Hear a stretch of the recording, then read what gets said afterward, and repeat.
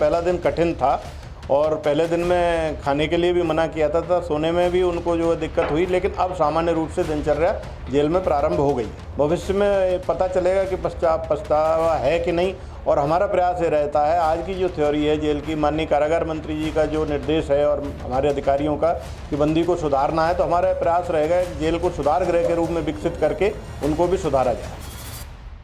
हमारे साथ मौजूद है मेरठ की चौधरी चरण सिंह जिला कारागार जेल के वरिष्ठ जेल अधीक्षक जो मुस्कान है और जो उसका साथी साहिल है, वो इसी जेल के अंदर रखे गए हैं। कैसे उनकी रातें कट रही हैं और किस तरीके से वो जेल के अंदर रह रहे हैं, बात करने के लिए हमारे साथ मौजूद है। स्वागत है आपका टाइम्स नाउ भारत पे। ये जो मुस्कान जो एक हत्याकांड के अंदर आई है और उसका साथी जो साहिल आया है, वो किस तरीके से जेल के अंदर रह रहे हैं? देखिए, कौन किस क्राइम में आया इससे हम लोगों का मतलब नहीं होता।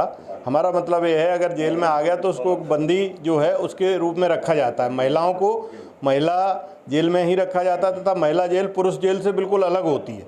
तो महिला को महिला जेल में रखा गया है, जो नए बंदी जिस बैरक में रहते हैं, तथा पुरुष को जो नए बंदी 10 दिन तक जिस बैरक में रहते हैं उसमें रखा गया है, तथा सामान्य रूप से उनकी दिनचर्या जेल में चल रही है। प्रारंभ में पहले दिन आने में खाने में नानुकुर की थी, खाने में मना किया था, लेकिन बाद में समझा दिया गया तो खाना ले लिया गया। वर्तमान में दिनचर्या सामान्य है। अच्छा, जेल में आने के बाद में कुछ पछतावा जो मुस्कान है उसको, या जो साहिल उसका जो दोस्त है, उनको कोई पछतावा है? कुछ इस तरीके की बात जेल में उन्होंने और उसे कही, या बिल्कुल खामोश हैं? क्या कर रहे हैं जेल में? देखिए, हम लोग प्रोफेशनली इस तरह से ट्रेंड होते हैं, किसी बंदी के व्यक्तिगत जीवन और किसी बंदी के व्यक्तिगत क्राइम आदि के बारे में बात नहीं करते हैं, तथा प्रयास ये करते हैं उसको जेल में एक सामान्य बंदी के रूप में, एक सामान्य व्यक्ति के रूप में रखा जाए। तो हमने उसके केस और उसके व्यक्तिगत जीवन के बारे में कोई बात नहीं की है। जो दिनचर्या है उस पर हमारी नज़र है, सुरक्षा है उस पर हमारी नज़र है, तथा नए बंदियों को जिस तरह से रखते हैं हम लोग रख रहे हैं और उनकी दिनचर्या सामान्य है। अच्छा, वो जब जेल के अंदर आए हैं तो ये जो आरोपी हैं ये सो पाई है, मुस्कान और जो साहिल है जेल के अंदर सो गए हैं आराम से, या अभी रातें जाग करके काट रहे हैं? किस तरीके से रातें काट रहे हैं? देखिए, जो पहला दिन होता है, निश्चित रूप से कोई भी बंदी आए किसी भी क्राइम में आए उसका कठिन होता है और वो चिंता में होता है। तो पहला दिन कठिन था और पहले दिन में खाने के लिए भी मना किया था, सोने में भी उनको जो है दिक्कत हुई, लेकिन अब सामान्य रूप से दिनचर्या जेल में प्रारंभ हो गई है। जैसे लगभग 2 दिन हो गए आपको उनको देख भी रहे हैं, ऑब्जर्व भी कर रहे हैं, तो आपको क्या लगता है उन्हें पछतावा है, या वो सुधर सकते हैं, या बिल्कुल उनको कोई अफसोस नहीं है इस हत्याकांड का? नहीं, अभी कुछ नहीं कहा जा सकता, क्योंकि बंदी जब प्रारंभ में आता है तो किसी प्रकार की कोई चीज़ बोलता नहीं है, और हम भी इस तरह से ट्रेंड होते हैं कि उससे कोई चीज़ कहलवाना नहीं चाहते। भविष्य में पता चलेगा कि पछतावा है कि नहीं, और हमारा प्रयास ये रहता है, आज की जो थ्योरी है जेल की, माननीय कारागार मंत्री जी का जो निर्देश है और हमारे अधिकारियों का कि बंदी को सुधारना है, तो हमारा प्रयास रहेगा जेल को सुधार गृह के रूप में विकसित करके उनको भी सुधारा जाए। पुलिस फिलहाल पोस्टमार्टम रिपोर्ट पुलिस को मिल चुका है और पोस्टमार्टम रिपोर्ट से साफ तौर पे पता चल रहा है कि किस तरीके से जो सौरभ था उसकी मौत हुई थी। ज्यादा ब्लड निकलने की वजह से सौरभ की मौत हुई थी। इसके साथ ही साथ पुलिस ने वो तमाम चीजें बरामद कर ली हैं जिससे इन दोनों को आरोपी दोषी ठहराया जा सके। फिलहाल हम आपको एक तस्वीर दिखाना चाह रहे हैं। ये हम इस वक्त उसी दुकान पे मौजूद है, मेरठ इंटरप्राइजेज, जहां जो मुस्कान है वो सुबह के वक्त करीब 9 बजे के आसपास यहाँ पर ये पहुंची थी और उसके बाद यहीं से ये पानी का ड्राम उसने खरीदा था। तस्वीरों के जरिए देखा जा सकता है इसी तरीके का वो ड्राम था। इसके ऊपर ढक्कन जो है वो लगता है और 1100 रुपए में ये पानी का ड्रम खरीदा गया था। और बताया ये जा रहा है कि उसने ये कहा था कि उसे अनाज रखना है, अनाज के लिए उसे ऐसा ड्रम चाहिए। इतना ही नहीं, जब दुकान का जो मालिक था उन्होंने 1100 रुपए की बात कही तो उसने मोल भाव तक नहीं किया। दुकान के मालिक का ये भी कहना है कि उसके चेहरे पे थोड़ी सी भी सिकन नहीं थी, यानी साफ तौर पे समझा जा सकता है कि जो मुस्कान थी वो कितनी बेरहम थी। कत्ल करने के बाद उसने बॉडी के 3 हिस्सों को वो अपने प्रेमी साहिल के साथ लेकर उसके घर पर गई, वहां उसने रात बिताया और उसके बाद वो सुबह के वक्त सीधे एक साजिश के तहत इस दुकान पर पहुंचती है, यहाँ से पानी का ड्रम खरीदती है और उसके बाद सीमेंट को लेकर सीधे उस जगह पे पहुंचती है जहां पर शरीर का आधा हिस्सा जो था वो पड़ा हुआ था सौरभ का। उसके बाद तमाम पार्ट्स को बाकायदा इस ड्रम में करीब 220 लीटर का ये ड्रम है, इसमें पार्ट्स को डाला जाता है। उसके बाद सीमेंट के जरिए इस तरीके से पैक किया जाता है ताकि इस पर किसी को शक न हो और बॉडी जो है वो पूरी तरीके से डिस्पोज ऑफ हो जाए, महक बदबू जो है वो ना आ सके। इसके लिए ये पूरी साजिश जो है वो रची गई थी।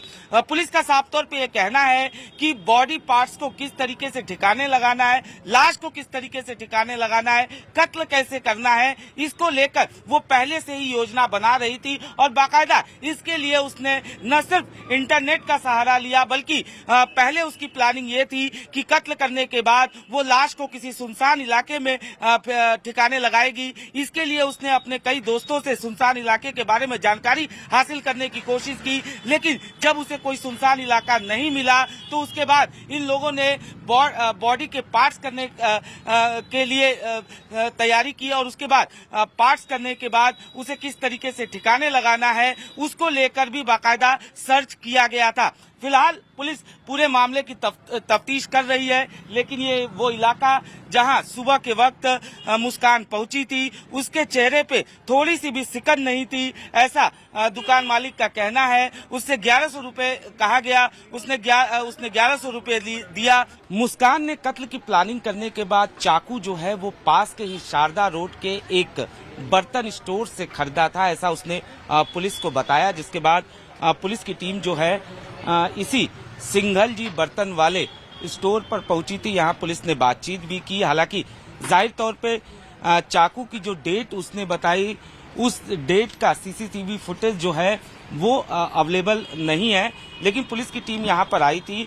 पुलिस ने बाकायदा इनसे चाकू जो है वो चेक किया और ये इस तरीके के चाकू का बाकायदा पुलिस जो है वो फोटो भी अपने साथ लेकर गई है।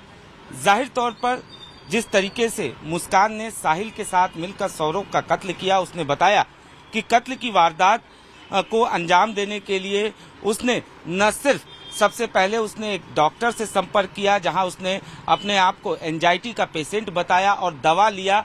उसी दवा का इस्तेमाल उसने सौरभ को बेहोश करने के लिए इस्तेमाल किया। उसके बाद उसने कत्ल करने के लिए चाकू भी खरीदा था।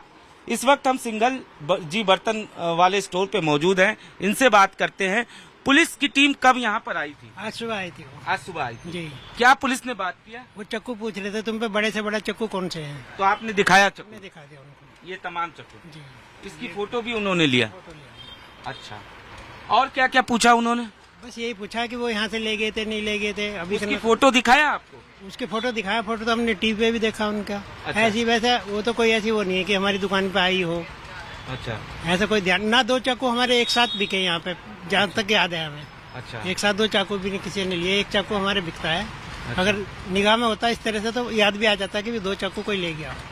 इस तरह 2 चाकू भी नहीं बिके। ऐसा हो सकता है कि एक चाकू आपके यहाँ से खरीदा हो, एक चाकू कहीं और? ऐसा भी हो सकता है। ऐसा नहीं हो सकता। सीसीटीवी कैमरे भी आपकी दुकान पे लगे हैं, तो इसकी फुटेज को क्या उन्होंने देखा? ये 6 तारीख के बाद की फुटेज है, उसके पहले वो हो जाती है इसकी। अच्छा, ये 6 मार्च के बाद की फुटेज है? फुटेज है उससे पहले।